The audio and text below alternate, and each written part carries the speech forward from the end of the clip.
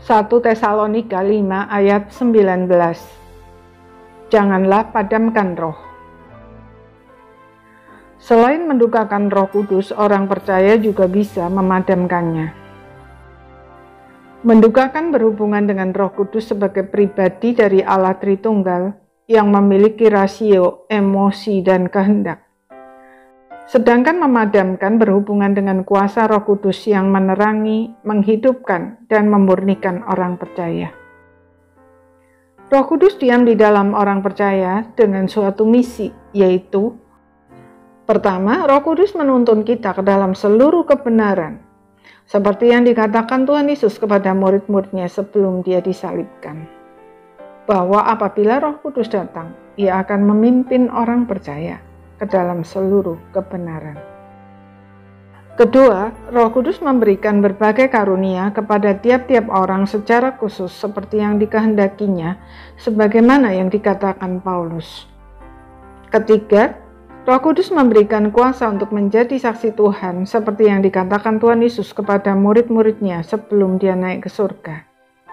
Tetapi kamu akan menerima kuasa kalau Roh Kudus turun ke atas kamu, dan kamu akan menjadi saksiku di Yerusalem dan di seluruh Yudea dan Samaria dan sampai ke ujung bumi.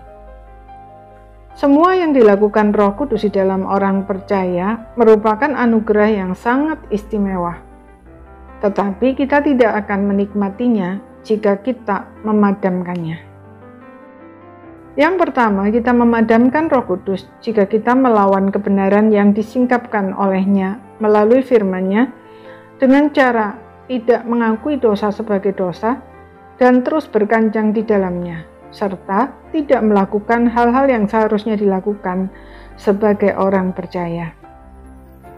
Yang kedua, kita memadamkan Roh Kudus jika kita tidak mengerjakan dan mengembangkan karunia yang telah diberikan kepada kita dengan baik dan bertanggung jawab. Dalam perumpamaan talenta, hamba yang menerima 1 talenta dihukum bukan karena dia korupsi, melainkan karena dia tidak mengerjakan talenta tersebut.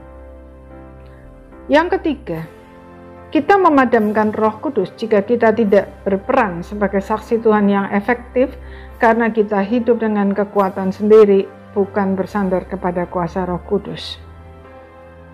Jika kita terus memadamkan Roh Kudus, maka kita bisa tiba pada satu titik di mana kita tidak peka lagi terhadap karya Roh Kudus di dalam hidup kita, sehingga hidup kita menjadi tidak bermakna. Dengan kata lain, yang padam sebenarnya bukan Roh Kudus, melainkan diri kita sendiri. Roh Kudus tidak akan berhenti berkarya, tetapi kita tidak mampu menanggapinya karena kita sudah tidak peka lagi terhadap kehadiran dan karyanya. Kondisi seperti ini sangat berbahaya, karena bisa berarti bahwa kita belum sungguh-sungguh percaya dan menerima Kristus sebagai Tuhan dan Juru Selamat satu-satunya secara pribadi. Dan oleh karenanya, sebenarnya kita belum diselamatkan dari dosa dan maut. Karena itu, sebelum terlambat, mari kita berhenti memadamkan Roh Kudus dan mulai kembali mendengarkan suaranya serta mentaati pimpinannya. Maka Roh Kudus akan membuat kita bertumbuh dan hidup kita bermakna. Amin.